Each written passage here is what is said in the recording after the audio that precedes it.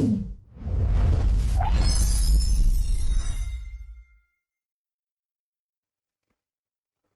Everyone, welcome to banking Shiksha. इस video में हम बात करेंगे जेईबी के paper first Indian economy Indian financial system के चैप्टर 7 की, जो कि है इकोनॉमिक रिफॉर्म्स।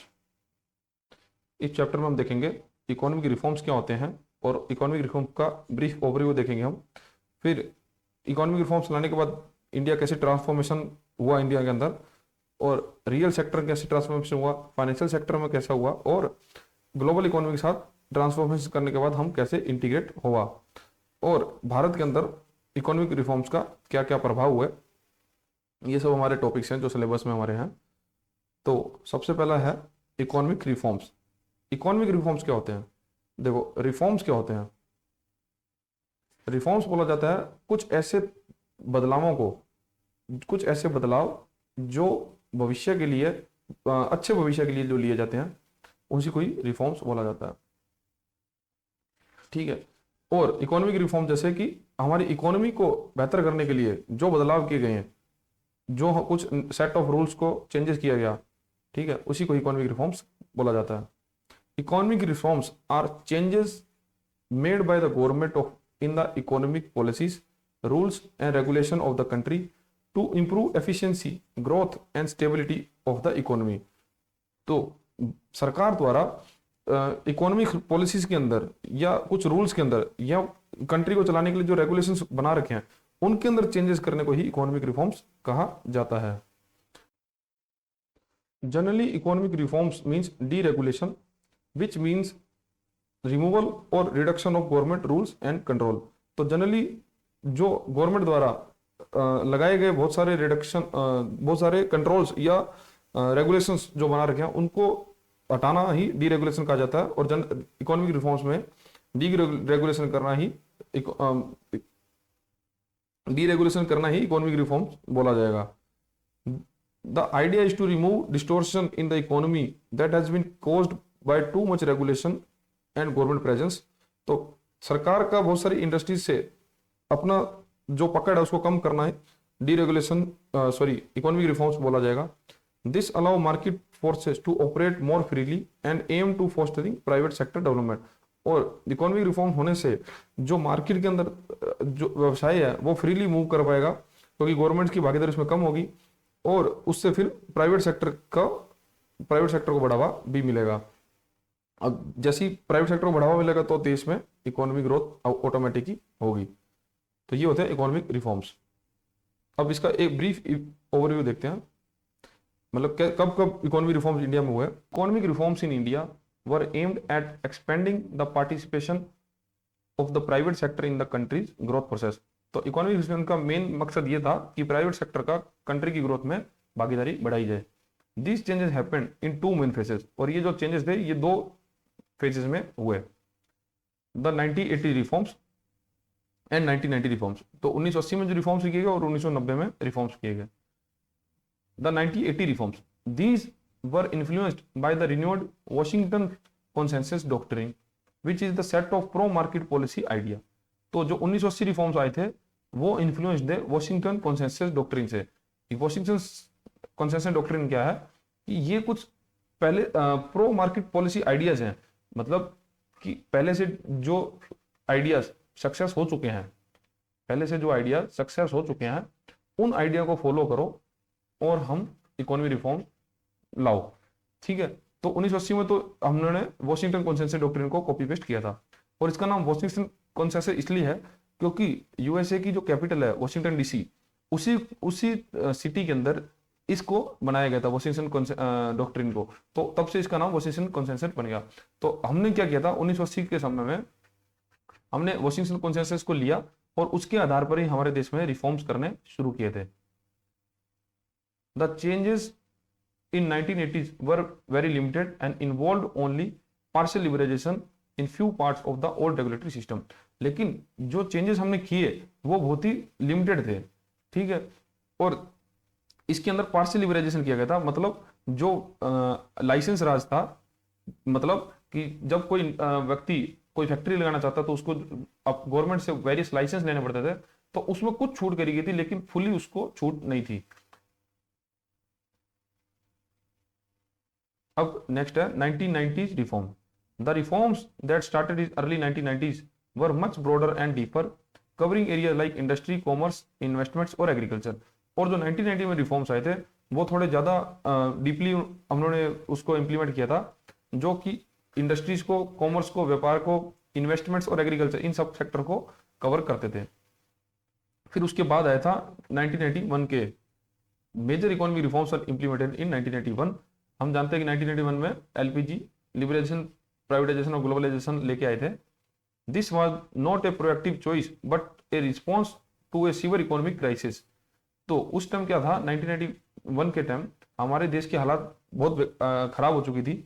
हमारे पास सिर्फ जो फॉरेन रिजर्व था, फॉरेक्स रिजर्व था, वो भी सिर्फ 2 वीक्स का ही बचा था। ठीक है, वो आगे बात करेंगे इस बारे में। तो उस समय फिर हमने इकोनॉमिक रिफॉर्म्स किया, जिसके अंदर हमने अपनी इकोनॉमी को ओपन इकोनॉमी बनाया। मतलब कि अब विदेशी कंपनीज भारत में आकर आराम से व्यापार कर सकती थी। तो जब 1991 में रिफॉर्म्स आए तो उस टाइम मेजर क्राइसिस क्या थे देश पे? The poor performance of public sector units. जो पब्लिक सेक्टर यूनिट्स गवर्नमेंट, मतलब जो गवर्नमेंट वेरियस कंपनी चला रही थी, उसकी जो परफॉर्मेंस थी वो बहुत ही खराब थी। The sharp drop of foreign exchange reserve. Foreign exchange reserve जो हमारे पास, हमारे रिजर्व में थे, वो बहुत ही ड्रॉप हो रहे थे, मतलब गिर रहे थे। ये क्यों गिरते थे? क्योंकि हमारा जो इम्पोर्ट था, हम उस पर बहुत ज़्यादा डिपेंडेंट थे, और इम्पोर्ट हमको रेगुलरली मतलब कंटिन्यूसली कर रहे थे, लेकिन हमारा एक्सपोर्ट जो था वो बहुत कम था। ठीक है, जिससे कि हम डिमांड, हमारे जो रिजर्व्स थे वो बार बार खर्च हो रहे थे। और लार्ज गवर्नमेंट डेब्ट्स, और सरकार के ऊपर उस समय बहुत ज्यादा कर्जा था। The strict condition laid down by the world bank and IMF for providing loans. और हम जानते हैं जैसे कि वर्ल्ड बैंक और आईएमएफ, इंटरनेशनल मॉनेटरी फंड्स, ये वेरियस कंट्रीज की इकोनॉमी को संभालने के लिए उनको लोन देती हैं। तो ये जब इंडियन से लोन मांगता था तो इनकी भी स्ट्रिक्ट कंडीशंस थी कि आपको लोन चाहिए तो हमारी ये कंडीशंस को मानना पड़ेगा। तो इन सब वजहों से भारत के अंदर इकोनॉमिक रिफॉर्म्स को लाया गया था। अब नेक्स्ट टॉपिक हमारा transformation. The green revolution and industrial modernisation has transform India economy from a slow growing one of the world fasting growing economies. तो जब भारत के अंदर ग्रीन रेवोल्यूशन लाया गया, जिसके अंदर हम एग्रीकल्चर प्रोडक्ट्स की प्रोडक्शन को बढ़ाने के लिए काम किया था, और इंडस्ट्री को मॉडर्नाइज किया, तो इसने ना ही सिर्फ भारत को मतलब भारत को स्लो ग्रोइंग इकोनॉमी से वर्ल्ड फास्टेस्ट ग्रोइंग इकोनॉमी बना दिया था। The term new economic reforms refer to the policies put in place by the Indian government in 1991। और जब हम बात करते हैं न्यू इकोनॉमिक रिफॉर्म्स की, तो हम वहां पे बात कर रहे हैं 1991 में जो गवर्नमेंट ने रिफॉर्म्स लाए थे, जिसको हम बोलते हैं एलपीजी, लिबरलाइजेशन, प्राइवेटाइजेशन और ग्लोबलाइजेशन। क्योंकि हमने ये देखा कि 1991 में गवर्नमेंट ने जो मेजर रिफॉर्म्स किए थे। तो अब सबसे देखते हैं कि लिबरलाइजेशन क्या होता है। लिबरलाइजेशन जैसे शब्द से पता लग रहा है कि लिबरल करना इकोनॉमी को।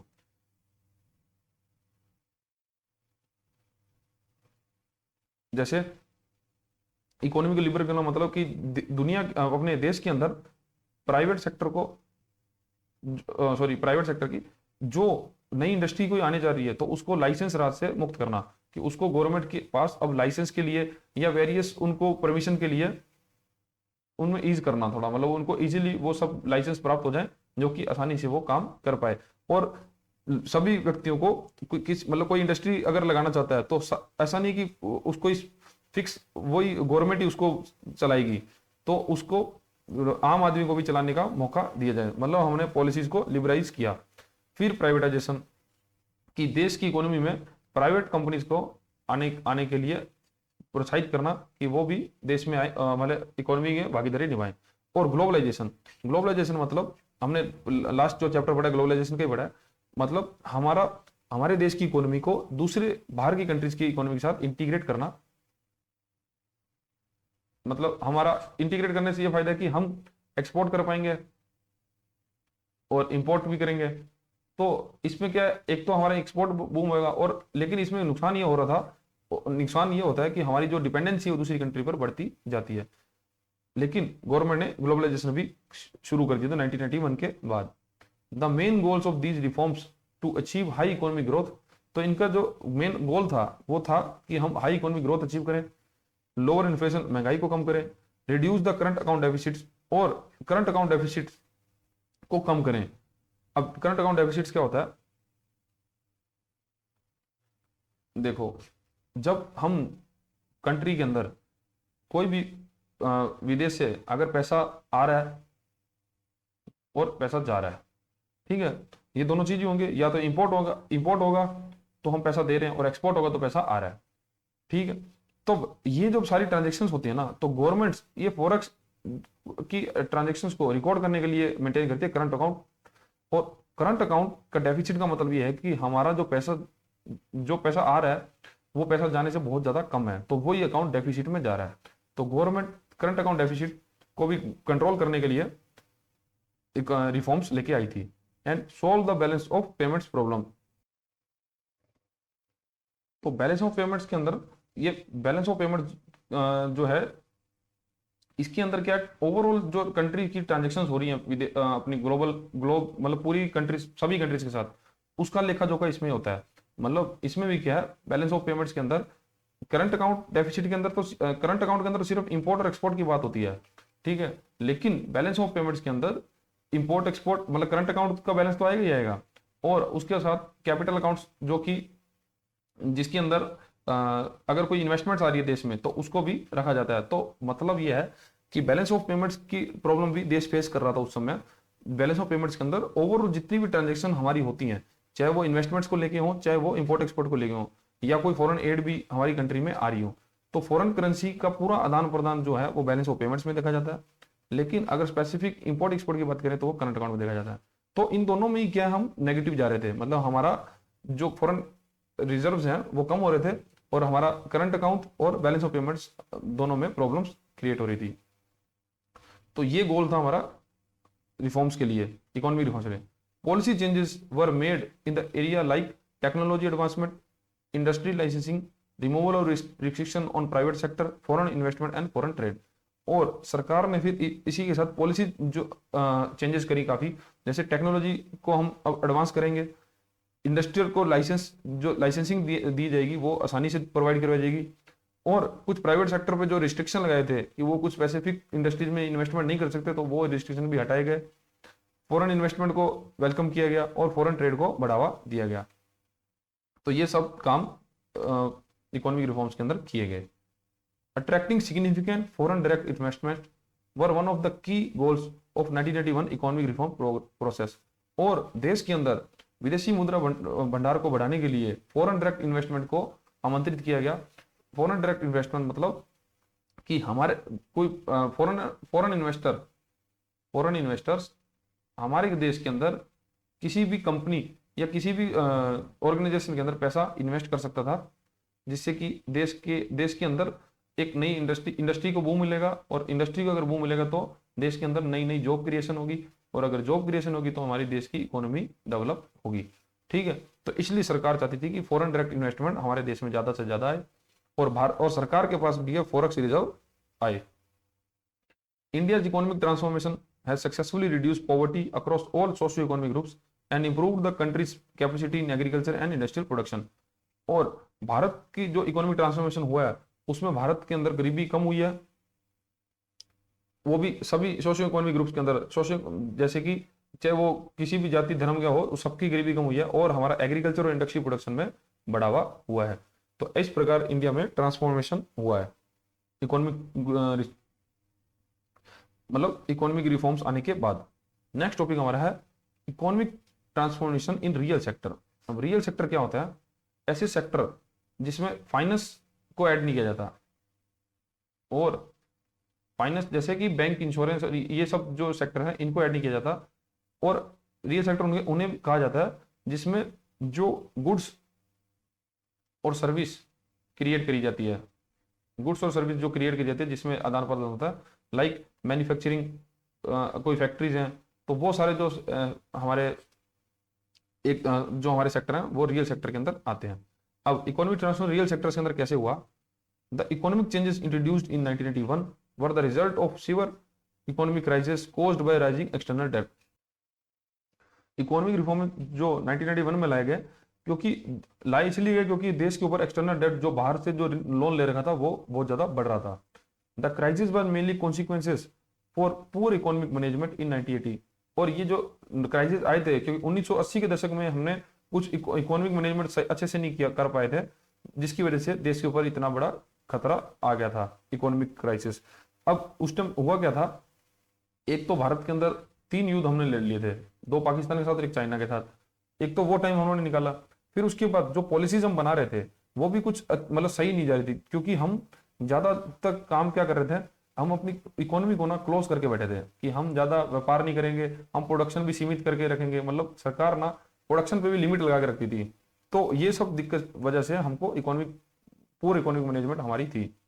The reform was broadly known as LPG. और उसके बाद एलपीजी रिफॉर्म्स लाए गए 1991 के अंदर।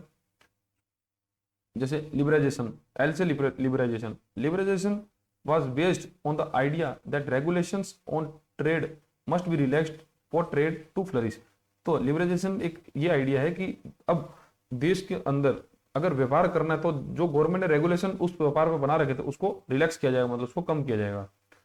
It led to opening the India economic frontier to international investors and multinational companies. क्योंकि पहले क्या होता था, बाहर के इन्वेस्टर्स इंडिया में पैसा इन्वेस्ट करना चाहते थे, लेकिन वो इसलिए डरते थे कि सरकार जो है वो बहुत ज्यादा ट्रेड के अंदर इंटरफेयर करती थी।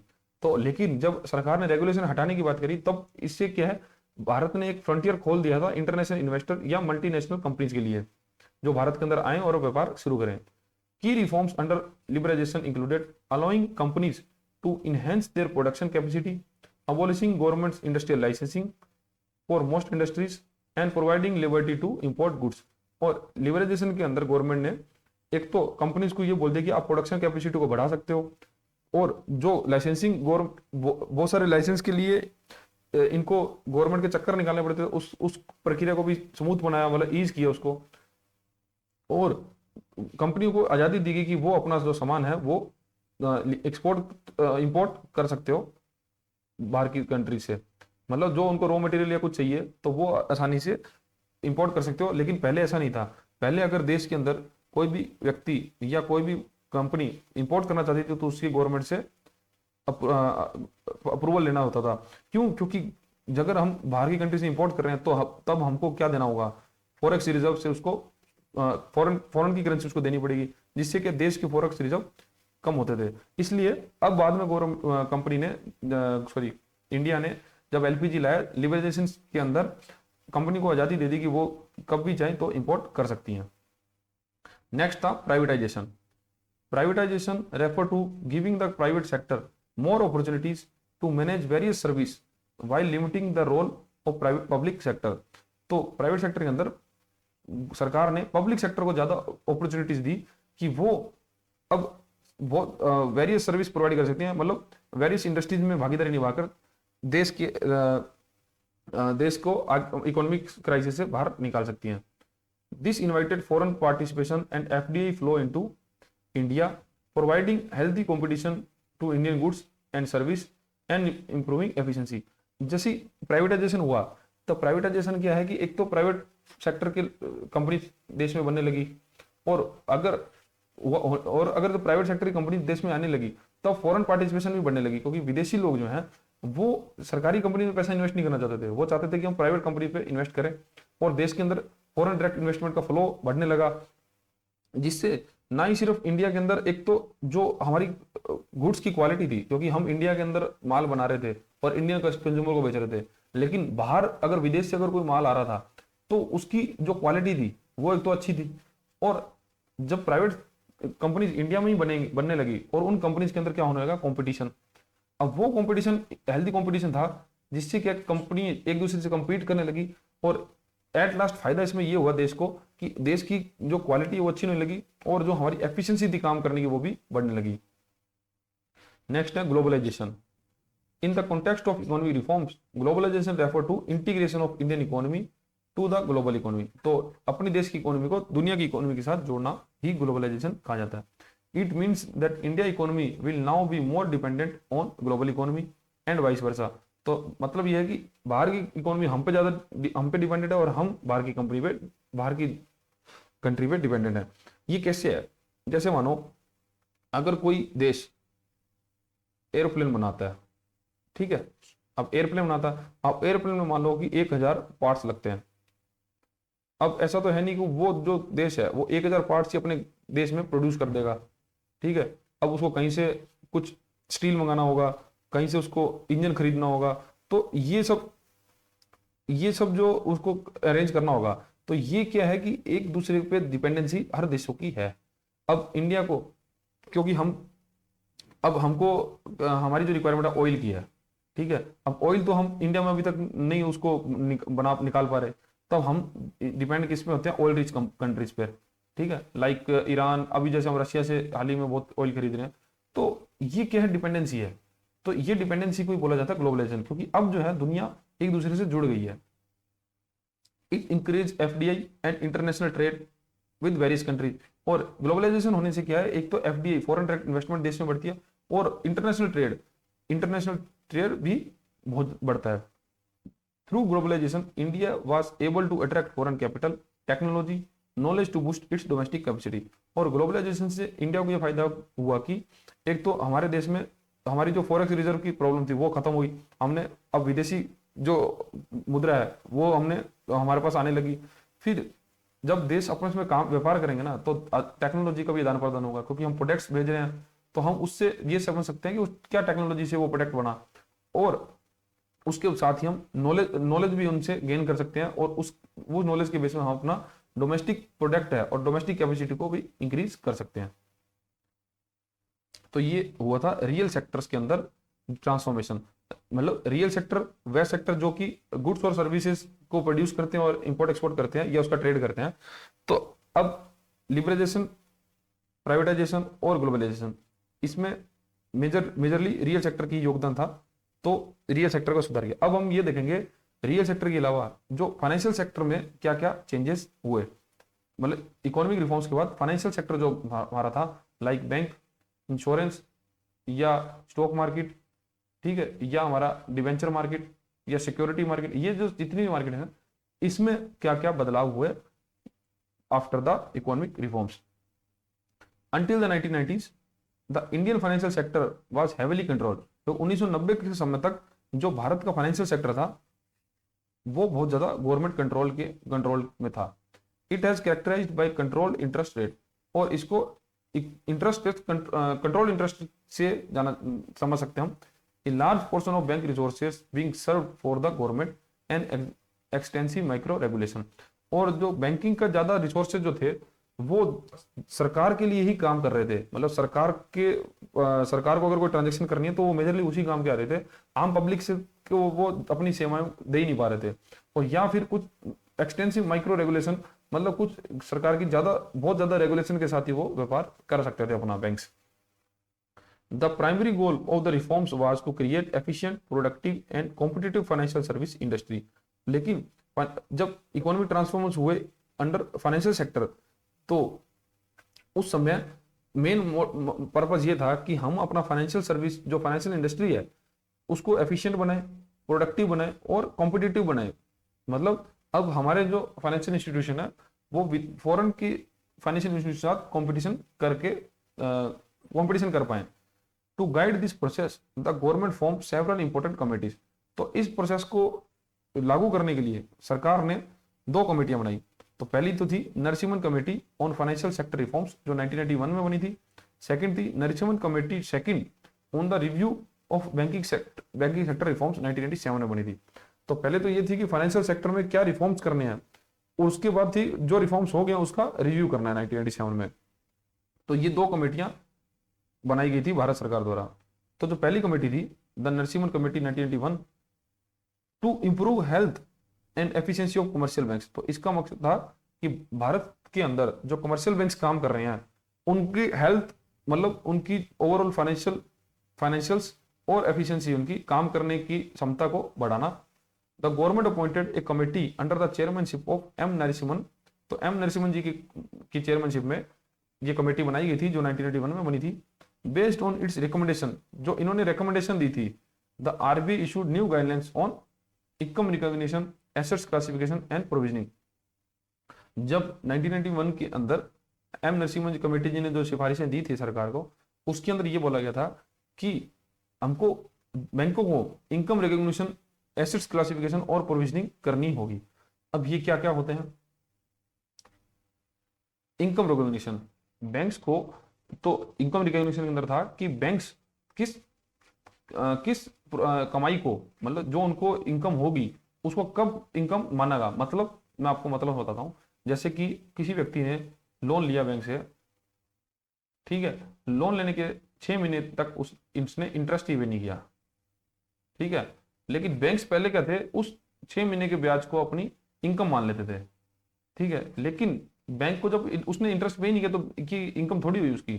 तो जब ये आरबीआई ने गाइडलाइन इशू करी, उसमें ये बताया गया कि बैंक को कब कब अपनी इनकम को मानना है, इनकम रिकॉग्निशन कब करना है। तो इसके लिए बहुत सारे गाइडलाइंस बैंक्स को दी गई।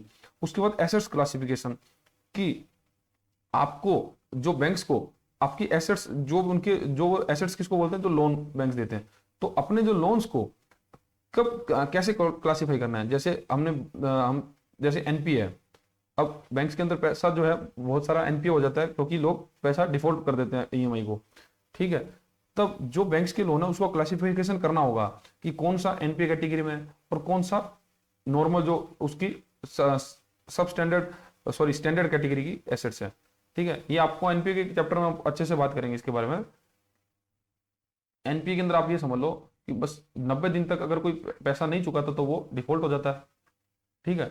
तब बैंक क्या करता है कि उसको एनपीए कैटेगरी में डालता है, जिसका मतलब है कि वो नॉन परफॉर्मिंग एसेट्स है, कि उस पे पैसा अब नहीं आ रहा। तो ये अगर हमने उसको कैटेगराइज किया तो वो क्या है, इस एसेट्स क्लासिफिकेशन कर रहे हैं हम, कि हम बता रहे हैं कि हमारा ये एसेट्स किस टाइप का है, ठीक है। और बैंक्स को प्रोविजनिंग करनी होगी, बैंक्स को वेरियस टाइप्स की प्रोविजनिंग करनी होगी। जैसे प्रोविजनिंग क्या होता है कि अगर कोई फ्यूचर में हमको कुछ लग रहा है कि फ्यूचर में कुछ हमको फाइनेंशियल लॉस हो सकता है in terms of banks, bank के नजरिए से बोल रहा हूँ, तो बैंक उसके लिए पहले से कुछ पैसा जो है वो अलग से रखते हैं कि हमको अगर वो लॉस होता है तो हमको जो है ऐसा ना हो कि बैंक को बहुत ज्यादा लॉस उस समय देखना पड़े, क्योंकि बैंक के पास ऑलरेडी प्रोविजन में जो पैसा होगा उसका यूज करके हम अपनी फाइनेंशियल हेल्थ को स्टेबल कर सकते हैं। तो जो फेज 1 के अंदर नरसिम्हा कमेटी ने ये रिकमेंडेशन दी सरकार को कि बैंक्स को इनकम रिकॉग्निशन करना का कोई मैकेनिज्म फॉलो करना होगा, एसेट्स क्लासिफिकेशन करनी होगी और प्रोविजन भी बनाना होगा। These new standards forced the banking sector to focus on credit risk, recovery management, some of the important reforms the place under। तो ये जो रिफॉर्म्स आए थे इसमें बैंक को फोकस करने दिया कि क्रेडिट रिस्क को ध्यान में रखे, रिकवरी मैनेजमेंट में कि हम पैसा किस प्रकार से कस्टमर से रिकवर करेंगे, तो ये सब चीजों के लिए बैंक को जोर दिया गया था। अब इसमें इंपॉर्टेंट रिफॉर्म्स देख लेते हैं, जैसे इंट्रोडक्शन ऑफ कैपिटल एडिक्वेंसी नॉर्म्स। तो इसके अंदर क्या कैपिटल एडिक्वेसी नॉर्म्स आरबीआई द्वारा इंट्रोड्यूस किया गया। इसके अंदर जो पैसा बैंक्स द्वारा लोन पर दिया जाता है उस लोन के बदले कुछ पैसा बैंक्स को अलग से रखना पड़ेगा, क्योंकि जो डिपॉजिटर की रिस्क प्रोटेक्शन के लिए, मतलब कल को बैंक का पैसा डूबता है तो ऐसा ना हो कि बिल्कुल डिपॉजिटर को बैंक के पास कुछ हो ही ना डिपॉजिटर को देने के लिए, तो कैपिटल एडिक्वेसी नॉर्म्स को इंट्रोड्यूस किया गया। Progressive reduction of capital reserve cash reserve ratio and statutory liquidity ratio. तो आपको पता ही होगा कि सीआरआर और एसएलआर हमको मेंटेन करना होता है, मतलब सीआरआर के अंदर कुछ पैसा आरबीआई को देना होता है, क्यों ये पैसा बैंक लोन पर नहीं दे सकते, तो वो पैसा आरबीआई के पास रिजर्व में रखना होता है, और एसएलआर भी बैंक को अपने पास रखना होता है, लेकिन वो पैसा भी बैंक को लोन पे यूज नहीं कर सकता वो पैसे को लोन देने के लिए। तो पहले क्या था कि ये सीआरआर एसएलआर का रेशो बहुत ज्यादा होता था, कि जैसे आज के दिन तो सीआरआर 4% ही है, लेकिन पहले ये रेशो जो था वो 20% से ऊपर होता था, तो बैंक के पास पैसा ही नहीं बचता था कि वो अपना बिजनेस कर पाए। तब सरकार ने प्रोग्रेसिव मतलब रिडक्शन करी है सीआरआर और एसएलआर के अंदर भी। फिर डीरेगुलेशन ऑफ लेंडिंग रेट्स, तो जो पहले लोन पे पैसा दिया जाता था वो भी सरकार आरबीआई रेगुलेट करता था कि कितने परसेंट से लोन दिया जाएगा, लेकिन अब उन्होंने छूट दे दी है बैंक्स को कि वो खुद ही डिसाइड करें उसको। एस्टेब्लिशमेंट ऑफ डेप्ट रिकवरी टर्मिनल्स, अब डेप्ट रिकवरी टर्मिनल्स का निर्माण किया गया। इसके अंदर क्या है कि बैंक्स को जब अगर पैसा की रिकवरी करनी है तो वो कस्टमर से इजीली कर पाएगा। Implementation of strong supervisory system, banks के लिए सिस्टम बहुत स्ट्रॉन्ग बनाया गया कि बैंक्स का ओवरऑल फाइनेंशियल हेल्थ को मॉनिटर किया जा सके। Allowing the new entry of new private banks, और प्राइवेट बैंक्स को भारत के अंदर काम करने का मौका दिया जाएगा। तो ये सब जो रिफॉर्म्स थे, ये जो काम किए गए थे नरसिम्हन कमेटी की रिकमेंडेशन पर किए गए थे।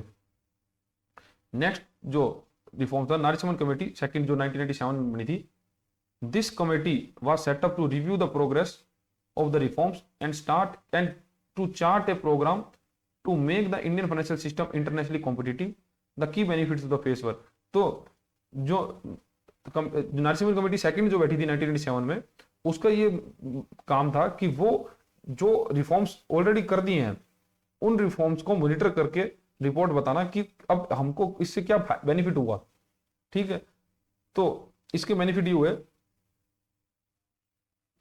डीरेगुलेशन ऑफ ब्रांच लाइसेंसिंग, कि पहले क्या था कि बैंक्स को अगर कोई भी नई ब्रांच खोलनी है तो वो उसको परमिशन चाहिए होती थी बैंक्स आरबीआई से, लेकिन अब बैंक को पूरी पावर है कि वो खुद खोल सकते हैं। Stricter prudential norms and disclosure requirement, अब बैंक्स को प्रूडेंशियल नॉर्म्स को मानना ही पड़ेगा, मतलब स्ट्रिक्ट तरीके से उनको मनवाया जाएगा।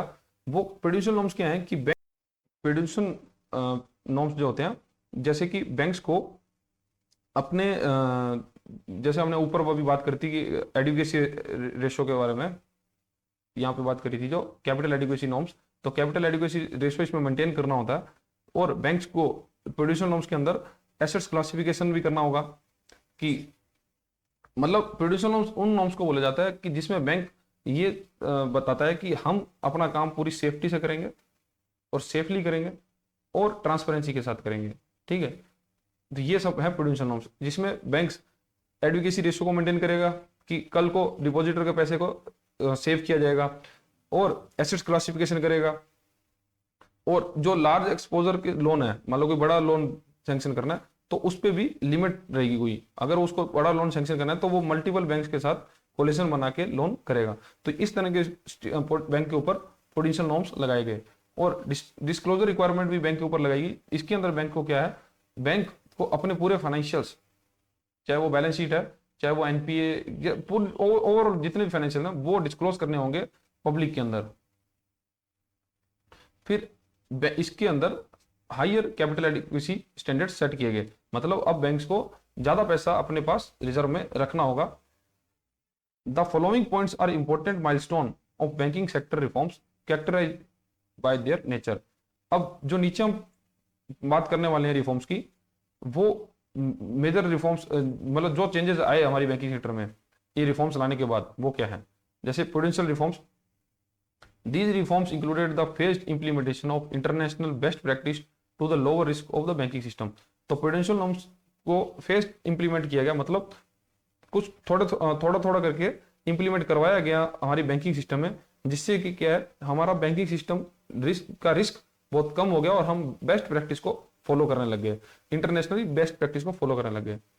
की measures included risk weighted capital adequacy requirement, जो हमने मैंने आपको बताया यहाँ पर कि प्रूडेंशियल नॉर्म्स के अंदर कैपिटल एडिक्वेसी रेशियो को मेंटेन किया जाता था। Proper accounting norms and limits on how much banks could invest in sensitive activity, और जैसे उनका जो बड़े लोन करना या कुछ ऐसा एक्सपोजर है, मतलब जैसे कोई मान लो इंफ्रास्ट्रक्चर का कोई बड़ा प्रोजेक्ट है जिसके लिए हमसे लोन की डिमांड करेगी, अब बैंक्स के ऊपर क्या, हर बैंक के ऊपर एक कैप लगा दिया कि वो इससे ज्यादा कोई इंफ्रास्ट्रक्चर लोन नहीं दे पाएगा। तब अगर उस प्रोजेक्ट को लोन करना है तो मल्टीपल बैंक्स को एक साथ आके वो सैंक्शन करना होगा।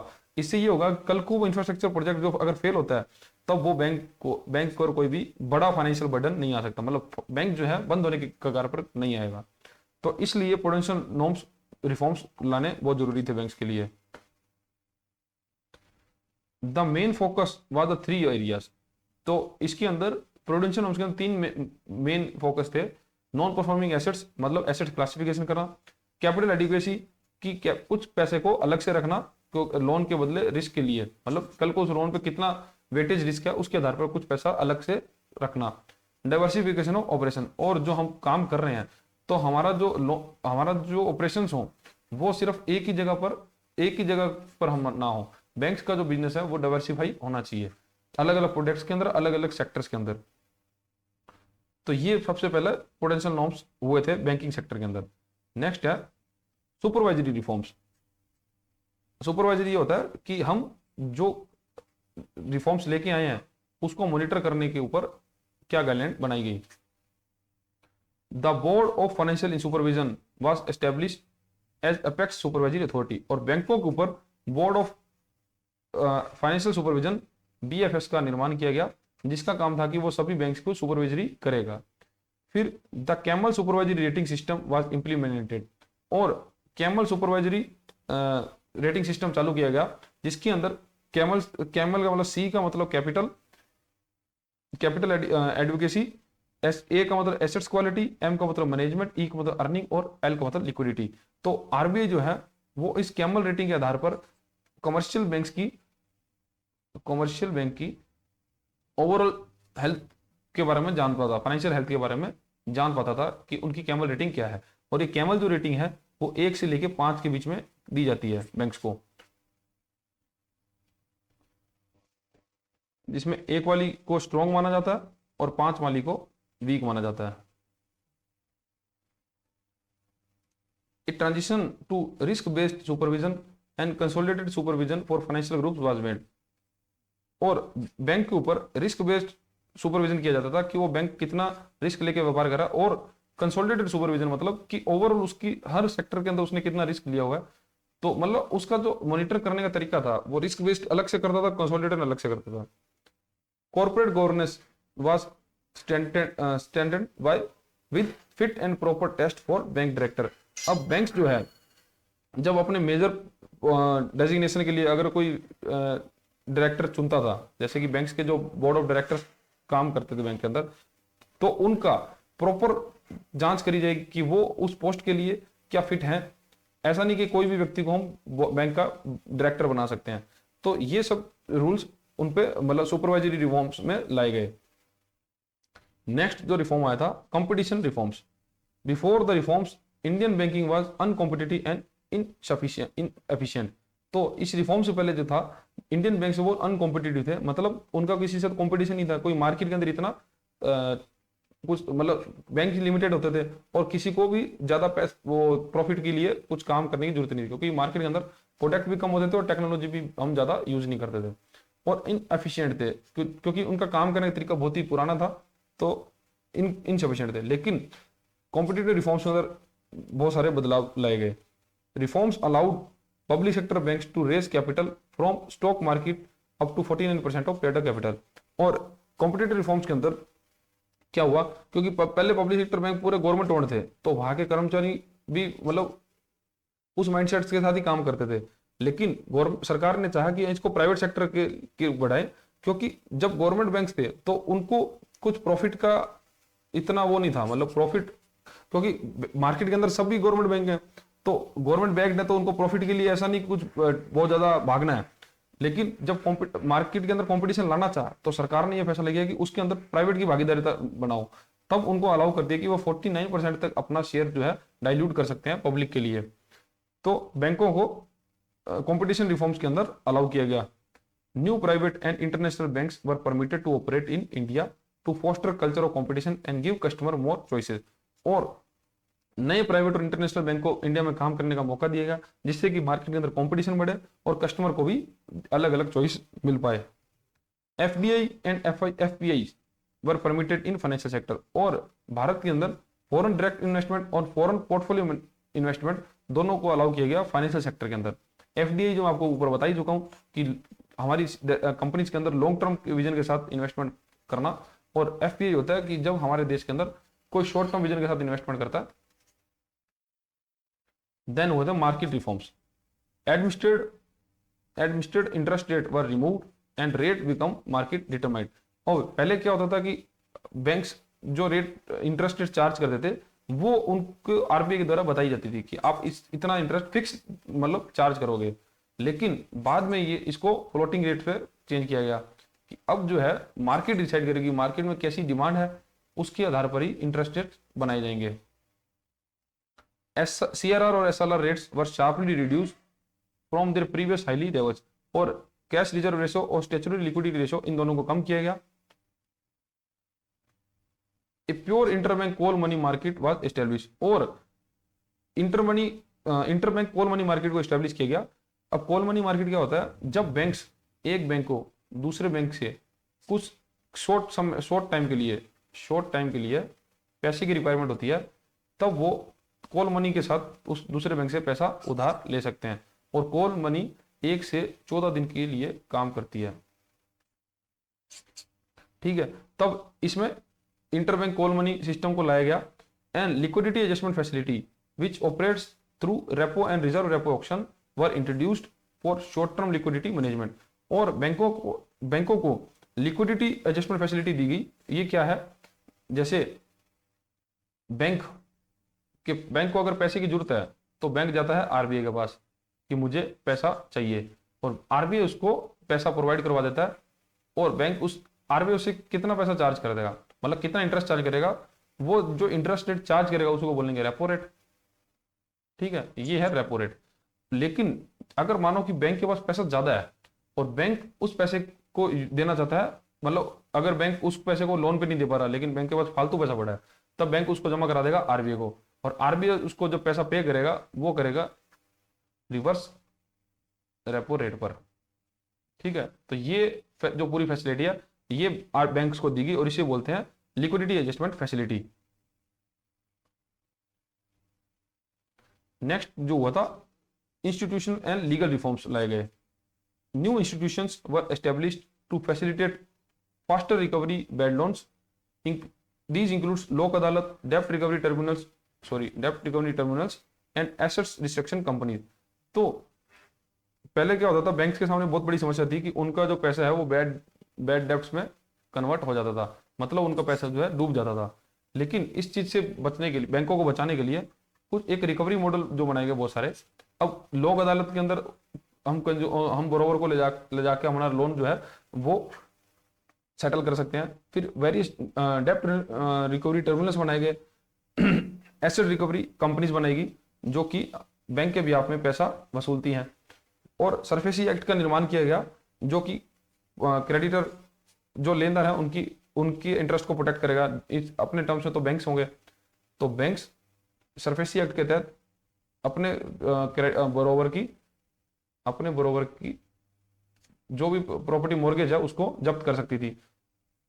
फिर credit information bureau India limited, इसका निर्माण किया गया कि वो बोरोवर को क्रेडिट रेटिंग देगी, जिसके आधार पर बैंक जो है उनको रेटिंग को देखते हुए लोन प्रोवाइड करेंगे, ठीक है। जैसे हम सिविल जिसको बोलते हैं हम, वो बनाएगी। और इंसॉल्वेंसी एंड बैंक्रप्सी कोड जो 2016 में बैंक इंट्रोड्यूस किया गया, which had far reaching implication of banking sector. तो इंसॉल्वेंसी एंड बैंक्रप्सी कोड्स का बैंकों को ये फायदा हुआ कि अगर बैंक किसी कंपनी को या लोन देता है, ठीक है, और वो कंपनी लोन को डिफॉल्ट कर देती है, मतलब वो कंपनी उसको चुका नहीं पाती, तब bank insolvency and bankruptcy code के अंदर उस कंपनी के खिलाफ आईबीसी का कोड लागू करवा सकती है, जिसके अंदर बैंक्स उस कंपनी की जो रिकवरी की प्रोसेस है उसको तेज कर सकती है, और इसमें फिर उस कंपनी की एसेट्स को बेचकर भी बैंक अपना पैसा वसूल सकती है, ठीक है। तो ये सब फायदे हुए थे इन लीगल रिफॉर्म्स के बाद बैंक्स को। फिर आया था technological reforms. INFINET was established as the communication backbone of the financial sector. अब इन्फीनेट का निर्माण किया गया। इन्फीनेट का मतलब है इंडियन फाइनेंशियल नेटवर्क है, Indian financial network.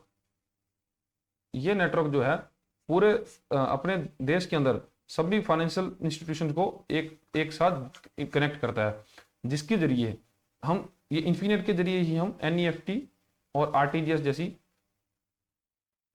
Digital transaction की रेमिटेंस की सुविधाएं ले पाते हैं। तो इन्फीनेट का निर्माण किया गया। आरटीजीएस एनईएफटी इंप्लीमेंट करेगी देश में। फिर the use of ATM card, internet banking, mobile banking has completely change the face of Indian banking. और उसके बाद टेक्नोलॉजी एडवांसमेंट के अंदर ATM card, internet banking, mobile banking जो आए, जिससे कि इंडियन बैंकिंग बिल्कुल चेंज होगी। Direct benefit transfer has change the way of cash subsidies transfer with the help of technology. और देश के अंदर डायरेक्ट बेनिफिट ट्रांसफर की सुविधा भी लाई गई, तो बैंक्स के ऊपर इसका टेक्नोलॉजी रिफॉर्म्स का बहुत प्रभाव पड़ा। नेक्स्ट है डेब्ट market reforms. An auction system for price discovery in government security was introduce.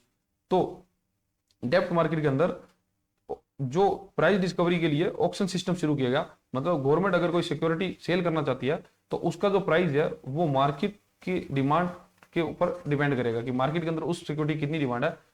तो ये डेब्ट मार्केट के अंदर रिफॉर्म लाया गया। देखो डेब्ट मार्केट के अंदर क्या होता है, डेब्ट मार्केट के अंदर गवर्नमेंट की सिक्योरिटीज, ट्रेजरी बिल्स या बॉन्ड्स, तो डिबेंचर, इन सब का ट्रेड होता है।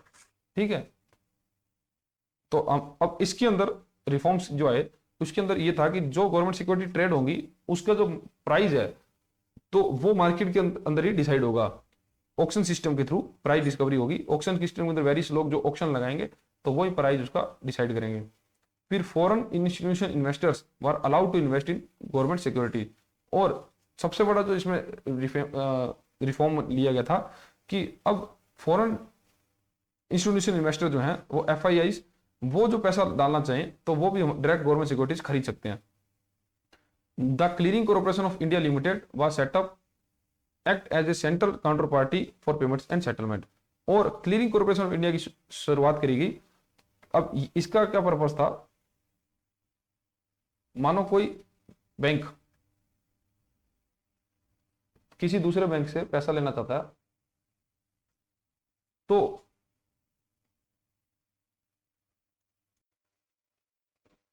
ये बैंक मान लो बॉन्ड बेचना चाह रहा है और ये बैंक उसको बॉन्ड खरीदना चाह रहा है, लेकिन ये बैंक ये चाहता है कि मैं बॉन्ड्स तो आपको दूंगा लेकिन उसके बदले मुझे पैसा चाहिए, और ये बैंक चाह रहा है कि मैं बॉन्ड्स खरीद, आप मुझे बॉन्ड्स दो उसके बाद मैं पैसा दूंगा।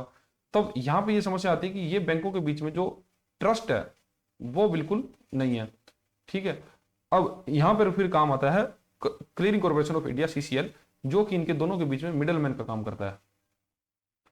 CCL यहाँ पे क्या करेगा कि इस बैंक से जो बॉन्ड बेचना चाह रहा है उससे बॉन्ड खरीद लेगा और वो बॉन्ड ले जाके दे देगा इस बैंक को जो बॉन्ड खरीदना चाहता है। जो बेचना चाह रहा है उससे खरीद लेगा, फिर जो उसके पास बॉन्ड आ जाएंगे वो फिर जो बॉन्ड खरीदना चाह रहा है जो बैंक उसको जाके बेच देगा। तो इससे क्या होता है कि एक तो आप बिना किसी की चिंता के, मतलब बैंक जो है बिना किसी चिंता से अपने एक दूसरे के ट्रेड कर पाएंगे, और दूसरा बैंक को दूसरे बैंक के डिफॉल्ट होने का खतरा नहीं सताएगा, और इसके साथ ही जो मार्केट है मार्केट के अंदर भी एक स्टेबिलिटी आती है।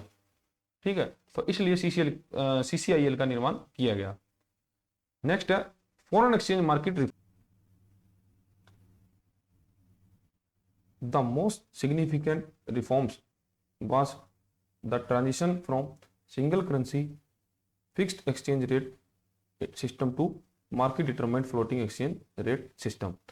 तो फॉरेन एक्सचेंज मार्केट में रिफॉर्म क्या हुआ, मेजरली रिफॉर्म तो ये था कि जब सरकार अगर कोई व्यक्ति या कोई ऑर्गेनाइजेशन अपना पैसा मतलब रुपीस को कन्वर्ट करवाना चाहता है डॉलर में, तो उस स्थिति में क्या था कि सरकार जो है उसका रेट जो है चेंज करने का, कि मतलब कितने डॉलर के बदले कितना रुपीस मिलेगा, तो उस रेट को रखती थी फिक्स। ठीक है, लेकिन बाद में सरकार ने डिसाइड किया कि उस रेट को हम कर देंगे market determined floating exchange rate, मतलब कि अब वो हमारी जो करेंसी है वो मार्केट के अंदर फ्लोट होगी, और जिस प्रकार उसकी डिमांड होगी तो उसकी, जैसे देखो कि मार्केट कैसे चलती है ना, कि जैसे डिमांड है, अगर डिमांड हाई है तो उसका रेट जो है वो हाई रहेगा, और लेकिन अगर डिमांड कम और सप्लाई ज़्यादा है तो उसका रेट जो कम रहेगा। ये हम नेक्स्ट मॉड्यूल में पढ़ेंगे पूरा इकोनॉमिक्स। तो यही मतलब है कि जब मार्केट के अंदर सरकार ने ये देखा कि अब हमको ना हमारी करेंसी को फिक्स करने की जरूरत नहीं है एक्सचेंज रेट को, तो इन्होंने फिर किया कि अब हमारी करेंसी मार्केट में फ्लोट करेगी और मार्केट डिसाइड करेगी कि हमारी करेंसी का दाम कैसा, मतलब मार्केट डिसाइड करेगी हमारी करेंसी किस हिसाब से किस रेट से एक्सचेंज होगी। The Indian rupee was made convertible for current account transactions.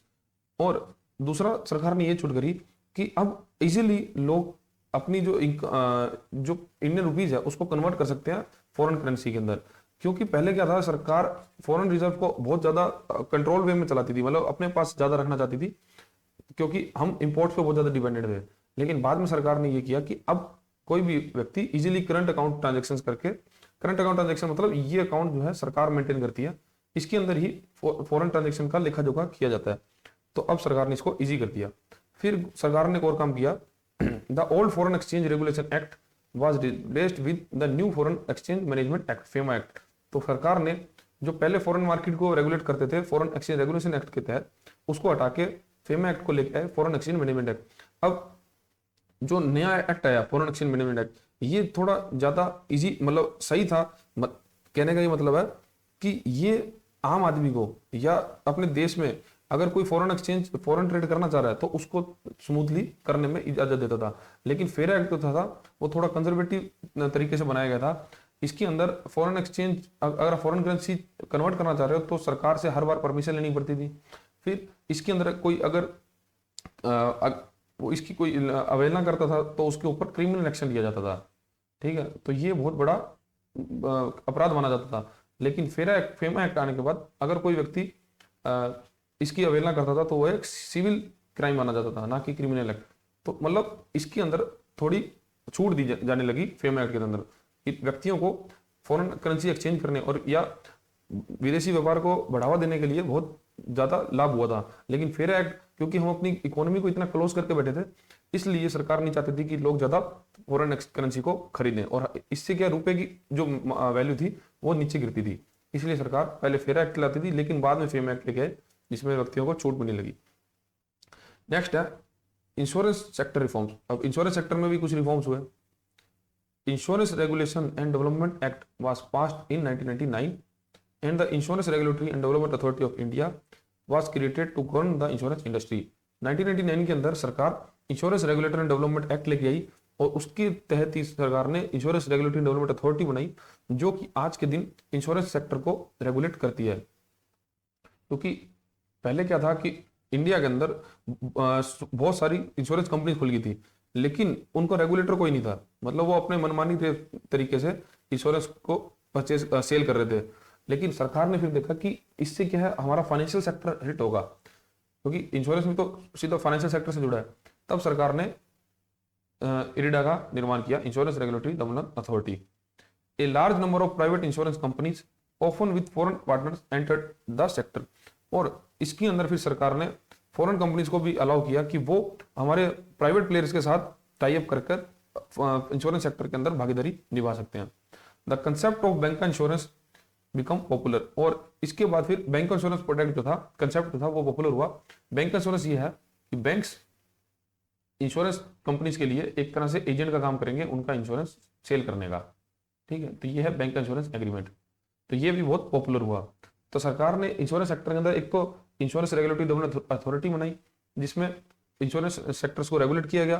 फिर प्राइवेट प्लेयर्स को फॉरेन पार्टनर्स के साथ जॉइंट वेंचर बना के इंडिया के अंदर सर्व करने का मौका दिया। और सरकार ने बैंक इंश्योरेंस टर्म भी, क्योंकि इंश्योरेंस प्राइवेट कंपनीज बहुत आ गई थी इंडिया के अंदर, तो वो अपनी सेल को ज्यादा बढ़ाना चाहती थी, तो उन्होंने बैंकों के साथ टाई अप करना शुरू किया और इस टर्म को बोलते हैं बैंक इंश्योरेंस। नेक्स्ट है कैपिटल मार्केट रिफॉर्म्स। तो कैपिटल मार्केट में क्या आता है, जैसे हम जो स्टॉक मार्केट देखते हैं, ठीक है, तो वो है कैपिटल मार्केट, और एक है मनी मार्केट। उसमें क्या आता है, उसमें जैसे कि गवर्नमेंट सिक्योरिटीज, ट्रेजरी बिल्स, तो ये सब जो है ये मनी मार्केट के बाद है। ये हम पूरा पढ़ेंगे मार्केट क्या है वो उसके बारे में, पर आपको शॉर्ट में बता रहा हूँ कि सरकार ने कैपिटल मार्केट में भी बहुत सारे रिफॉर्म्स किए। जैसे security and exchange board of India was establish in 1992, the regulator of capital market. तो सरकार ने 1992 में security and exchange board of India का निर्माण किया, जो कि कैपिटल मार्केट का रेगुलेटर था। इसका जो मेन काम था वो कंपनीज को, जो कंपनीज हैं उनके द्वारा कोई गलत एक्टिविटीज तो नहीं फॉलो करी जा रही। ठीक है, तो ये सब देखना ही मतलब मेन स्टॉक इसका रेगुलेटर का काम था। और स्टॉक मार्केट के अंदर अगर कोई व्यक्ति जैसे फंड पैसे का मिसयूज कर रहा है या किसी कंपनी के शेयर्स को बहुत ज्यादा पैसा फ्लो करके उसमें उसको दाम को एक मतलब मार्केट के अंदर बूम लाना चाह रहा है, ठीक है, तो ये सब ये ट्रैक करता था सेबी, और उसके बाद उस पर एक्शन लिया जाता था। तो कैपिटल मार्केट में सबसे ज्यादा तो सबसे बड़ा तो फैसला ये हुआ था, मतलब रिफॉर्म ये होता कि सेबी का निर्माण किया। नेक्स्ट था Indian stock market was open to foreign institutional investor. तो भारत के अंदर अगर कोई पहले विदेश फॉरेन इन्वेस्टर पैसा लगाना चाहता था तो उसको ये वो नहीं लगा सकता था, लेकिन बाद में फॉरेन करेंसी के लिए, मतलब फॉरेन मार्केट के लिए भी इंडियन स्टॉक मार्केट के दरवाजे खोल दिए गए थे, जिससे भारत के अंदर फॉरेक्स रिजर्व का, मतलब फॉरेक्स रिजर्व आने लगा था। The Indian companies were allowed to access international capital markets through instruments like ADR on GDR. अब ये क्या होता है एडीआर और जीडीआर? भारतीय कंपनी को आजादी दे दी गई थी कि वो अब विदेश की मार्केट में जाकर भी पैसा ले सकती है, मतलब अपना पैसा रेस कर सकती हैं। अब एडीआर और जीडीआर क्या होता है? देखो, एडीआर का फुल फॉर्म होता है American depository receipt, American depository receipt, और जीडीआर का होता है ग्लोबल डिपॉजिटरी रिसिप्ट। अब ये एक ऐसा टूल है, जैसे फॉर एग्जांपल अपने देश में जैसे बजाज फाइनेंस करके कंपनी है, ठीक है। बजाज फाइनेंस को अपनी प्रेजेंस बनानी है यूएसए मार्केट के अंदर, ठीक है। अब उसको, उसका कहने का मतलब है कि अब मुझे यूएसए से पैसा रेस करना है, मुझे और पैसा चाहिए, मेरे अपने बिजनेस का बढ़ाना है, जिसके लिए मुझे फंड चाहिए। लेकिन उसको ये लग रहा है कि यूएसए के अंदर आज के समय पैसा ज्यादा है, तो मुझे, और यूएसए के अंदर मार्केट बहुत तेज ऊपर चल रहा है, तो मुझे यूएसए से पैसा चाहिए। तो वो बजाज फाइनेंस तो क्योंकि इंडियन कंपनी है, ठीक है, तो वो इंडियन स्टॉक मार्केट में लिस्ट है, लेकिन अगर उसको यूएसए से पैसा चाहिए तो वो किस तरह से ले पाएगा? तो वो फिर अपनी उस स्टॉक को, मतलब उसका स्टॉक, मतलब उसके शेयर को यूएसए मार्केट में लिस्ट करने के लिए वो बनाएगा अमेरिकन डिपॉजिटरी रिसिप्ट। तो ये जो अमेरिकन डिपॉजिटरी रिसिप्ट बनाएगा, ये जाके लिस्ट कर देगा यूएसए के स्टॉक मार्केट के अंदर, जैसे कि नेस्डैक उसको बोला जाता है, ठीक है। तो मान लो नेस्डैक, जैसे हमारा जो स्टॉक मार्केट जो स्टॉक मार्केट इंडेक्स है, जैसे सेंसेक्स और निफ्टी है, तो यूएसए में चलता है नेस्डैक।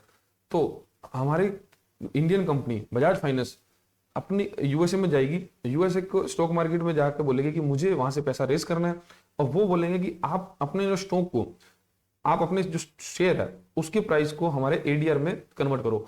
तो वहां जो एडीआर में कन्वर्ट करेगा अमेरिकन डिपॉजिटरी रिसिप्ट में, और वो अमेरिकन डिपॉजिटरी रिसिप्ट ट्रेड करी जाएगी नेस्डैक के ऊपर, और नेस्डैक से लोग उसको परचेज कर सकते हैं और फिर उसको सेल कर सकते हैं। मतलब अगर परचेज करेंगे तो कंपनी वहां पे अपने एडीआर वर्जन को रख देगी, और वहां से लोग उसको परचेज करेंगे तो पैसा आएगा बजाज फाइनेंस के पास। अब इसमें ये है, एडीआर जो है वो उस कंट्री की करेंसी में ही चलेगा। जैसे अब यूएसए की करेंसी क्या, डॉलर, तो डॉलर के अंदर ही एडीआर ट्रेड होगा। बस क्योंकि ये इसलिए लाएगा क्योंकि हम विदेश से पैसा ला पाए, और फिर जब वहां से पैसा लेना है तो वहां के स्टॉक एक्सचेंज के अंदर हमको एडीआर के रूप में हमारा जो उसको लिस्ट करना पड़ेगा। फिर वहां से वहां की इन्वेस्टर्स जो है परचेज करेंगे और हमारी कंपनी को पैसा मिलेगा। देखो, क्योंकि हमारी जो कंपनी है वो इंडियन कंपनी है, तो हमारे स्टॉक को तो डायरेक्ट वहां पे लिस्ट नहीं कर सकते ना, तो इसलिए हम एडीआर का रूट लेते हैं। और जीडीआर जो है ग्लोबल डिपॉजिटरी रिसिप्ट, तो अमेरिका को छोड़कर बाकी अगर किसी भी कंट्री के अंदर हम जाते हैं ट्रेड करने के लिए, तो मतलब पैसा रेज करने के लिए, तो हम फिर जीडीआर रूट लेंगे कि जीडीआर के थ्रू हम पैसा रेज करेंगे, और जीडीआर के अंदर जिस रिस्पेक्टिव कंट्री के अंदर हम काम करेंगे उसी करेंसी के अंदर हम ये ट्रेड होगा, ठीक है। तो कहने का ये मतलब है कि बस करेंसी की वजह से हम एडीआर और जीडीआर का रूट लेते हैं, क्योंकि हमारी जो इंडियन करेंसी है वो इंडिया में ही चलती है, और बाहर से अगर पैसा रेस करना है तो हमको डिपॉजिटरी रिसिप्ट के जरिए ही रेस कर सकते हैं। Other reforms including establishment of credit rating agencies, the growth of mutual fund industry and industrial introduction of rolling settlement. और इसके बाद जो कैपिटल मार्केट के अंदर चेंजेस किए गए वो ये थे कि क्रेडिट रेटिंग एजेंसीज बहुत सारी इंडिया में बनाई गई, जो रेटिंग देती थी वेरियस फाइनेंशियल इंस्टीट्यूशन को, और जो म्यूचुअल फंड्स के जो फंड्स आ रहे थे, तो इनका काम ये भी था कि वो फंड्स कितना अच्छा है उसके आधार पर उसको रेटिंग दी जाती थी, ठीक है। तो ये हो रहा था। और दूसरा रोलिंग सेटलमेंट सिस्टम शुरू हुआ था। रोलिंग सेटलमेंट मतलब जैसे हम मार्केट के अंदर कोई ट्रेड करते हैं, अब ट्रेड करने के बाद उसका जो सेटलमेंट होना है, मान लो सिक्योरिटीज हमने परचेज करी और उसके बदले हमने दिया पैसा, सिक्योरिटीज मतलब शेयर्स, बॉन्ड्स जो भी हमने खरीदा, तो वो हमने परचेज करी, अब हमने उसके बदले पैसा दे दिया, लेकिन वो शेयर हमारे अकाउंट में कब आएंगे, मतलब उसको बोलते हैं सेटलमेंट, कि पैसा हमने दे दिया और शेयर्स कब आएंगे। तो पहले क्या होता था कि ये जो सेटलमेंट होता था ये बहुत टाइम लगता था इसमें, मतलब मंथली एक मंथ के अंदर एक बार कर दिया तो इस प्रकार से होता था। लेकिन बाद में सरकार ने कहा कि हम रोलिंग सेटलमेंट करेंगे, कि हम एक स्पेसिफिक टाइम पीरियड के अंदर ही इसको सेटल करेंगे आपके डीमेट अकाउंट के अंदर। लाइक यूजुअली अब देखा जा रहा है कि भारत के अंदर T+1 डे का कंसेप्ट आ रहा है, मतलब टुडे प्लस 1 वर्किंग डे। तो इसके अंदर आपका जो भी ट्रेड है वो सेटल कर दिया जाएगा। तो इस प्रकार से सरकार ने कैपिटल मार्केट के अंदर इतने रिफॉर्म्स किए। देखो ये जो थोड़ा टॉपिक है, 1 सेकेंड ना, हाँ ये जो टॉपिक है ये थोड़ा लेंथी हो गया, लेकिन हम ये आप बताना बहुत जरूरी था कि आपकी फाइनेंशियल सेक्टर के अंदर गवर्नमेंट ने क्या क्या स्टेप्स लिए हैं, जिसके जिसके तहत हम आज के दिन जो इतना स्ट्रॉन्ग फाइनेंशियल सेक्टर इंडिया में देख रहे हैं वो एक रातों रात नहीं हो गया, उसके लिए सरकार ने बहुत प्रयास किए हैं। ठीक है, तो जैसे प्रूडेंशियल नॉर्म्स हमने बात कर ली थी, प्रूडेंशियल नॉर्म्स लाए, सुपरवाइजरी रिफॉर्म्स बनाए गए जिसमें रेटिंग दी जाती थी, कंपटीशन रिफॉर्म्स लाए गए कि अब प्राइवेट सेक्टर को भी भागीदारी निभानी होगी, भागीदारी देने का मौका दिया जाएगा जिससे कि वो मार्केट में कंपटीशन लाए। मार्केट को अच्छा किया, मार्केट रिफॉर्म्स लाए कि बैंकों के पास SLR और CRR फैसिलिटीज कम करेगी, जिससे बैंकों के पास ज्यादा पैसा रहेगा और वो मार्केट के अंदर ज्यादा पैसा फ्लो कर पाएंगे। फिर कुछ लीगल रिफॉर्म्स लाए कि बैंकों को अच्छा करने के लिए उनकी, क्योंकि पैसा बहुत ज्यादा डिफॉल्ट हो रहा था, लोग पैसा बैंक से उधार ले लेते लेकिन उनको वापस करते नहीं थे। तो उसकी रिकवरी के लिए सरकार ने लोक अदालत, डेप्ट recovery tribunals, asset reconstruction company, इस सब के बारे में बात करेंगे हम आगे। ऐसा नहीं है कि ये आपको सबके बारे में बताऊंगा मैं, रिटेल बैंकिंग में इसका पूरा चैप्टर है रिकवरी का, वो बताऊंगा। फिर सरफेसी एक्ट को लाया गया। फिर उसके बाद टेक्नोलॉजी कुछ रिफॉर्म हुए कि अब सारे बैंकों को इन्फीनेट के साथ जोड़ दिया गया, डायरेक्ट बेनिफिट ट्रांसफर सुविधा आई। फिर डिबेंचर मार्केट, डेप्ट मार्केट के अंदर सरकार ने FIIs को, फॉरेन इंस्टीट्यूशनल इन्वेस्टर को अलाउ किया गया, क्लियरिंग कॉर्पोरेशन ऑफ इंडिया बनाया गया। फिर फॉरेक्स मार्केट के अंदर market link floating exchange rate को लाया गया और फेरा एक्ट की जगह फेमा एक्ट को लाया गया। इंश्योरेंस सेक्टर के अंदर IRDA का निर्माण किया गया बैंक, और उसके बाद प्राइवेट कंपनीज को अलाउ किया गया कि वो इंडिया में आकर काम करवाएं, सॉरी फॉरेन कंपनीज को। फिर कैपिटल मार्केट रिफॉर्म्स जो हुए, सेबी का निर्माण किया गया। सेबी के बाद फॉरेन इंस्टीट्यूशन इन्वेस्टर को इंडिया में पैसा इन्वेस्ट करना अलाउ किया गया, ADR GDR का उपयोग करना कंपनी को अलाउ किया गया। ठीक है, तो इस तरह से हमारा जो पूरा फाइनेंशियल सेक्टर है वो रिफॉर्म हुआ था। नेक्स्ट हमारा टॉपिक है economic transformation, integration with the global economy. और इकोनॉमिक ट्रांसफॉर्मेशन के अंदर जब हमारा देश की इकोनॉमी इंटीग्रेट हुई थी दुनिया की इकोनॉमी के साथ, nearly 5 decades, after nearly 5 decades of being isolated from global market, the Indian began the process of increasing its integration with the global economy in 1991। तो आजादी के 50 साल तक भारत ने अपनी इकोनॉमी को एक तरह से आइसोलेट करके रखा था, मतलब दुनिया से अपनी इकोनॉमी क्लोज करके रखी थी। लेकिन जब हमने 1991 में अंदर रिफॉर्म्स लाए, इकोनॉमिक रिफॉर्म्स लाए, तब हमारा जो इंटीग्रेशन है, मतलब हमारी इकोनॉमी दूसरी इकोनॉमी पर निर्भर होने लगी और दूसरी इकोनॉमी हमारी इकोनॉमी निर्भर होने लगी, क्योंकि हमने ट्रेड करना शुरू कर दिया दुनिया के साथ। और हमारे जो लोग हैं वो विदेशों में जाकर बसने लगे या वहां जाकर काम करने लगे। तो फर्स्ट था international trade. The sum of import और export increased from 15.5% of India GDP in 1981 to 44.67% in 2024 according to World Bank data. तो अब ये बता रहे हैं कि हमारा कितना, जो हमारा देश है वो कितना डिपेंड हो गया है विदेश पे। अब ऐसा था कि जब जितना भारत इंटरनेशनल ट्रेड करता था, चाहे वो इंपोर्ट है चाहे एक्सपोर्ट है, तो उसमें 1991 में हमारी GDP का वो 15.5% ही था। लेकिन आज के दिन 2024 के लेटेस्ट डेटा के अनुसार वो ट्रेड का जो परसेंटेज है वो 44.67% हो गया है, क्योंकि हमारा अब हमारी GDP जो है इंटरनेशनल ट्रेड पर बहुत ज्यादा निर्भर हो रही है। Foreign direct investments rose from just 0.03% of GDP in 1981 to 2.42% in 2020, but currently India GDP flows remain 0.71% of GDP। अब फॉरेन डायरेक्ट इन्वेस्टमेंट भी जो है वो 1981 के मुकाबले 2020 तक तो 2.42% तक ग्रो कर गई थी, लेकिन आज फिर वो 0.71% तक रहेगी। क्योंकि इसका मेजरली रीजन तो ये है कि आज के समय जो दुनिया के अंदर एक वर्ल्ड जो है इनस्टेबल हो गया, क्योंकि अब दुनिया के बहुत सारे कोनों में वॉर चल रही हैं। तो अब जो इन्वेस्टर्स है, जो फॉरेन इन्वेस्टर्स है, उनका ज्यादा जो रुख है वो FDI की तरफ नहीं जा रहा है, क्योंकि अब उनको पता नहीं कि भारत के अंदर कितनी ग्रोथ और होनी बाकी है, क्योंकि अभी अनसर्टेनिटी बहुत है। तो जो फॉरेन इन्वेस्टर है वो अपना ज्यादा पैसा एक कम रिस्क वाले सेक्टर्स में इन्वेस्ट ज्यादा कर रहे हैं। लाइक US से ट्रेजरी बॉन्ड खरीद लो, या किसी गवर्नमेंट की जो रेपुटेटेड गवर्नमेंट है उसके ट्रेजरी बॉन्ड खरीद के उसमें इन्वेस्ट करके रखो, क्योंकि वो फॉरेन इन्वेस्टर्स जो है अपना पैसा सेफ रखना चाहते हैं। तो इसलिए क्या भारत के अंदर भी एफडीआई का जो फ्लो है वो कम हो रहा है। The substantial inflow of foreign investment into India reflects the country strong economic potential and implementation of important policy reforms. However, while being broadly beneficial, this increased global integration has also made the Indian economy more sensitive for external shocks.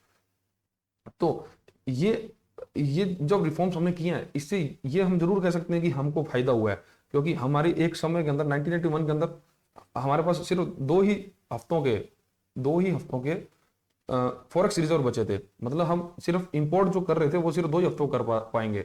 वहां से जब हमने ये decision लिया कि economic reforms करेंगे, तब हमको बहुत फायदा हुआ कि हम आज के टाइम हमारा जो फॉरेक्स रिजर्व है वो $700 बिलियन को पार कर चुका है। लेकिन बात यह है कि जैसे जैसे हम इंटीग्रेट करते जा रहे हैं हमारी इकोनॉमी को, दूसरे देशों पे हम निर्भर होते जा रहे हैं, और उसके से अगर कोई आज एक्सटर्नल शॉक होता है, लाइक जैसे फॉर एग्जांपल अभी यूएसए ने हमारे ऊपर 50% टैरिफ घोषित कर दिए, तो इससे क्या है कि हमारी जो मार्केट है वो नेगेटिवली इंपैक्ट होगी। ऐसा नहीं कह सकते कि ग्लोबलाइजेशन होने से मतलब दुनिया का इंटीग्रेशन होने में हमको नुकसान ही होगा, हमको बहुत फायदा हुआ है।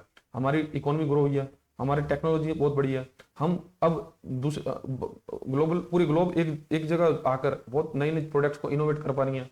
ठीक है, तो फायदा तो हो ही है, नो डाउट, लेकिन नुकसान ये हो रहा है कि अब कुछ बाहर कोई शौक होता है, जैसे कहीं वॉर चालू हुआ, जैसे यूएस से रशिया, यूक्रेन रशिया का वॉर चल रहा है, तो उसकी वजह से क्या है, एक वर्ल्ड प्रेशर हमारे ऊपर आएगा। नहीं तो यूएसए या कोई भी बड़ी कंट्री ये बोलेगी कि हम आप पे सैंक्शन लगा देंगे अगर आप हमारे पॉलिसीज के खिलाफ जाके काम करोगे। तो ये सबसे बड़ा इसका नेगेटिव पॉइंट है।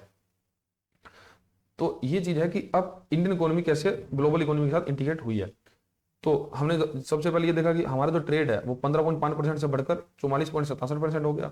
जो एफडी इनफ्लो है वो 2020 तक तो 2.42% था, क्योंकि 2020 तक कोविड से पहले क्या है कि सब सही चल रहा था और दुनिया इंडिया पे विश्वास कर रही थी और फॉरेन डायरेक्ट इन्वेस्टमेंट इंडिया में लगातार बढ़ रही थी। लेकिन अब कुछ अनसर्टेनिटीज वर्ल्ड में आई हुई है, जियोपॉलिटिक्स टेंशन चल रही है, जिसकी वजह से अभी हमारा जो एफडी है वो कम हो गया है।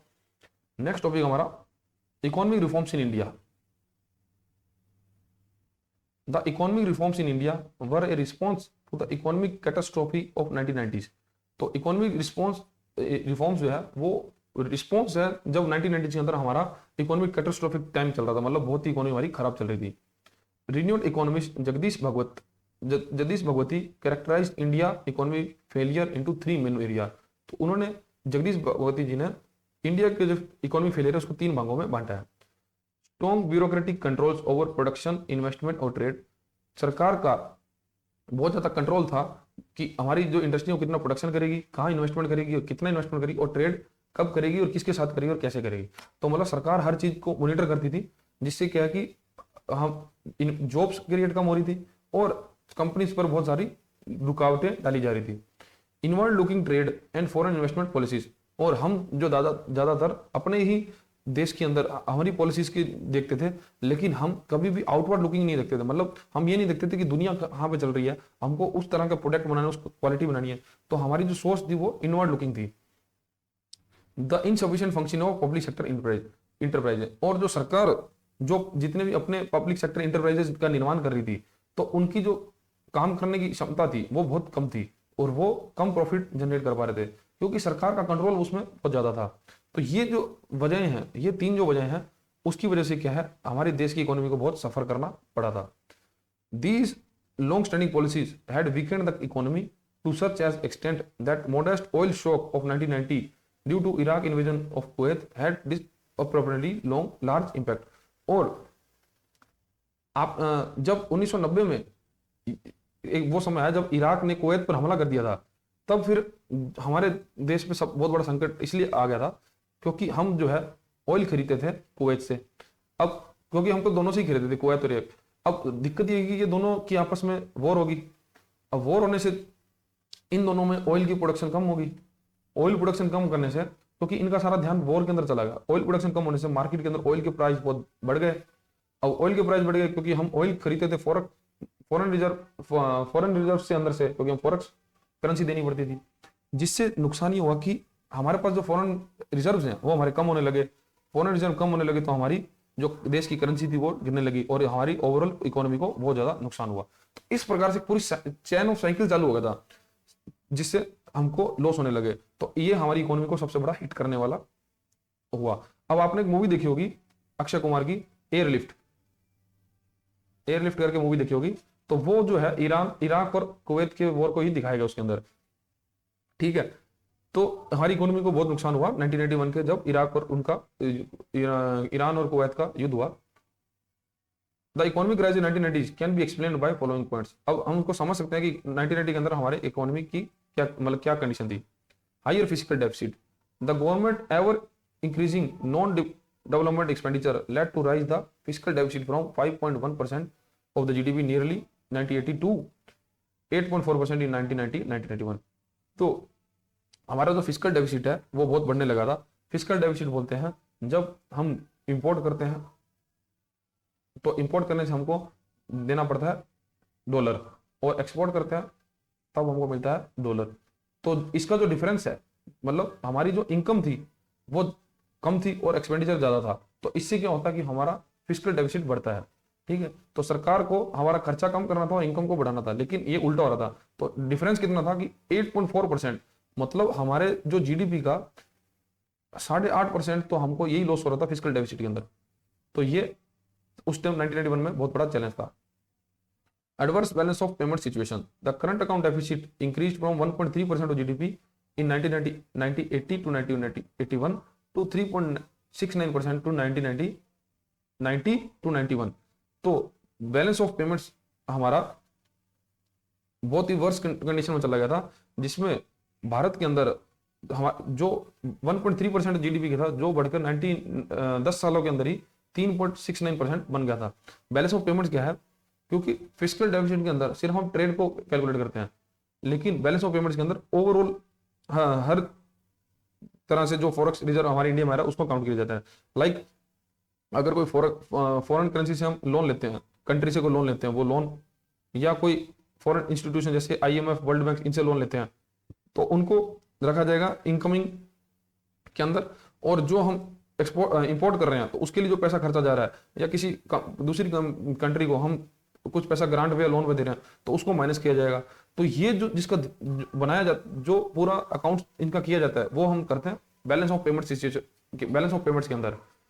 तो बैलेंस ऑफ पेमेंट्स के अंदर हमको बहुत ज्यादा लॉस हो रहा था, जिससे कि हमारा जो गैप आ रहा था, क्योंकि हमारी इनकमिंग कम थी और आउटगोइंग ज्यादा थी, तो वो जो गैप था वो 3.69% चला गया था, वो जो कि हमारी इकोनॉमी के लिए बहुत ही वर्स्ट सिचुएशन है।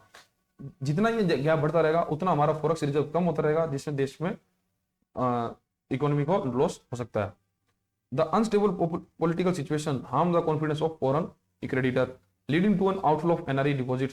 और देश के अंदर उस समय, क्योंकि राजीव गांधी जी की हत्या हो गई थी, तो तो देश के अंदर बहुत ज्यादा पॉलिटिकल सिचुएशन अच्छी नहीं चल रही थी, क्योंकि बार बार हमारे जो प्राइम मिनिस्टर वो चेंज हो रहे थे, जिससे फॉरेन क्रेडिटर जो है, मतलब जो फॉरेन इन्वेस्टर्स हैं, उनका देश के ऊपर कॉन्फिडेंस कम हो रहा था हमारी मार्केट के अंदर, और वो जो पैसा है वो देश से बाहर लेके जा रहे थे। देखो इंडिया के अंदर आज अच्छी सिचुएशन इसलिए क्योंकि हमारा जो पॉलिटिकल सिस्टम है वो बहुत ज्यादा स्टेबल है।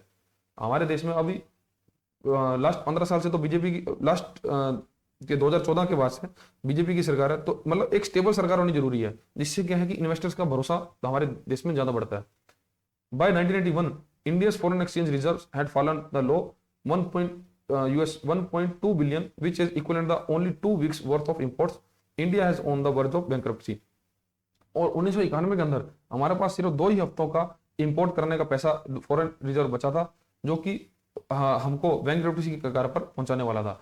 लेकिन थैंक्स टू इकोनॉमिक रिफॉर्म्स आज हमारे पास एक अच्छा खासा फॉरेन रिजर्व है, जो लगभग $700 बिलियन का है, ठीक है। कहाँ हमारा 1.2 बिलियन का, और आज हम 700 बिलियन क्रॉस कर चुके हैं। हाई इन्फ्लेशन रेट, तो उस टाइम 1990-91 के टाइम में महंगाई भी बहुत ज्यादा बढ़ गई थी। The Indian economy experience double digit inflation skyrocketed to 11.3%, और हमारी जो इन्फ्लेशन थी वो 11.3% तक बढ़ गई थी। इन्फ्लेशन देखो सिंपल टर्म्स में आपको बता देता हूँ, इन्फ्लेशन क्या है। जैसे आज आप कोई चीज 100 रुपए में खरीद सकते हो, ठीक है, लेकिन अगर इकोनॉमी जो हमारी इन्फ्लेशन 11.3% से बढ़ रही है हर साल, तो अगले साल आप इससे 11 रुपए कम कर दो, तो 88 रुपीज 88.7 रुपीज का, आप वो 100 रुपए की वैल्यू जो है अगले साल 88.7 रुपीज की हो जाएगी। तो लोगों की जो पैसा है वो पड़ा पड़ा ही कम हो रहा था। तो इन्फ्लेशन इतनी बुरी है हमारे देश के लिए। तो 1991 के समय से पहले जो हमारे इकोनॉमिक रिफॉर्म्स की जरूरत क्यों पड़ी, तो उसके कारण ये है कि हमारा जो फिजिकल डेफिसिट है बहुत ज्यादा बढ़ रहा था, बैलेंस ऑफ पेमेंट्स की सिचुएशन बहुत खराब हो रही थी, इन्फ्लेशन रेट जो है वो बहुत ज्यादा बढ़ रही थी। इसकी वजह से सरकार को रिफॉर्म्स लाने पड़े। In response of this severe crisis, India began its economic reforms process on July 23, 1981. These reforms have greatly benefits India in terms of per capita income and economic growth. तो इस ये सब लाने से हमारी जो जीडीपी बढ़ी से हमारी पर कैपिटा इनकम बढ़ी और इकोनॉमिक ग्रोथ हुई। International investor growing trust in Indian economy in result of this significant policy reforms and the liberalization of foreign investment law. और इससे फिर क्या है, विदेशी जो इन्वेस्टर्स है उनका भारत की इकोनॉमी पर ट्रस्ट बढ़ने लगा और वो पैसा एफडीआई या एफआईए के थ्रू इंडिया में वापस भेजने लगे, जिससे हम और हमारी इंडस्ट्री बना पाए और मैन्युफैक्चरिंग कर पाए, जिससे हम और जॉब क्रिएट कर पाएंगे। और जॉब क्रिएट होंगी तो लोगों के पास पैसा आएगा, लोग पैसा खर्चेंगे तो इकोनॉमी के अंदर पैसे की फ्लो होगा। तो ये सब तरीका होता है कि हमारी इकोनॉमी ग्रो हो गई, जिससे अब हमारी जो जीडीपी है, तो हमारी जीडीपी जो है वो $4 ट्रिलियन की हो पाई है। तो यही आशा है कि हम इसी तरह ग्रो करते रहेंगे और हमारे देश को और आगे लेकर जाएंगे। तो ये हमारा चैप्टर हुआ कंप्लीट। और अब हम इस चैप्टर की मैंने आपको पता ही है कि मैंने क्विक रिवीजन लगा दिया है, आप इसको पढ़ सकते हैं इस चैप्टर के बाद, ठीक है। उसके बाद एमसीक्यू है, आप इस चैप्टर के एमसीक्यू भी अटेम्प्ट कर सकते हैं। फॉर एग्जाम्पल हम एक क्वेश्चन देख लेते हैं। The 1991 economic reforms in India are often summarized by the acronym LPG. तो 1991 का जो इकोनॉमिक रिफॉर्म्स है उसको एलपीजी के नाम से जाना जाता है। तो एलपीजी में एल क्या है? एल लेबर नहीं है, लैंड नहीं है, लाइसेंसिंग नहीं है, वो है लिबराइजेशन, ठीक है। तो इस तरह के क्वेश्चन जो है आपको एग्जाम में भी मिलेंगे, ठीक है, क्योंकि एग्जाम पैटर्न पे ये पूरे एमसीक्यू जो तैयार किए गए हैं, ठीक है। एक और क्वेश्चन देख लेते हैं हम। Complete the following sentence. तो यहाँ पे इस फिलिंग द ब्लैंक्स है। The part of its supervisory reforms for the banking sector R B implemented dash rating system to evaluate the bank capital adequacy, capital assets quality, management and earning and liquidity। तो RBI ने एक rating system शुरू किया था banks को rating देने के लिए। तो जिसके अंदर कैपिटल एडिक्वेसी देखी जाएगी, एसेट्स क्वालिटी देखी जाएगी, बैंक की अर्निंग कितनी है, लिक्विडिटी कितनी है। तो ये रेटिंग का नाम क्या है? तो सिबिल नाम नहीं है, क्रिसिल नाम नहीं है, शिफ्ट नाम नहीं है, तो नाम है कैमल्स, ठीक है। तो इस तरह से आपको ये क्वेश्चन मिल जाएंगे और उसके बाद आपको आंसर की और एक्सप्लेनेशन भी नीचे प्रोवाइड करवा दी गया। आप इसको पढ़ के आप अपने क्वेश्चंस को देख सकते हैं, आंसर अपना मैच कर सकते हैं, ठीक है।